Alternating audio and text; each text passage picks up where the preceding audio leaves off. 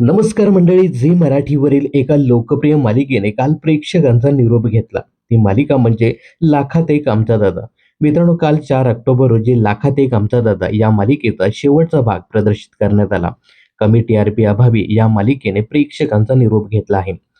तर 8 जुलै 2024 रोजी या मालिकेचा पहिला भाग प्रदर्शित झाला. मात्र 428 भागानंतर काल 4 ऑक्टोबर रोजी ही मालिका बंद करण्यात आली. मित्रांनो, टेलिव्हिजनच्या इतिहासामध्ये सगळ्यात जास्त ज्या मालिकेची वेळ बदलण्यात आली ती मालिका म्हणजे लाखात एक आमचा दादा.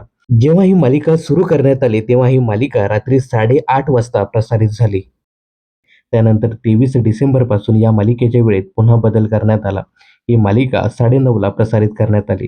त्यानंतर 17 मार्चला या मालिकेच्या वेळेत पुन्हा बदल झाला. ही मालिका प्राईम टाईमवरून काढून थेट संध्याकाळी 6:30 वाजता प्रसारित करण्यात आली.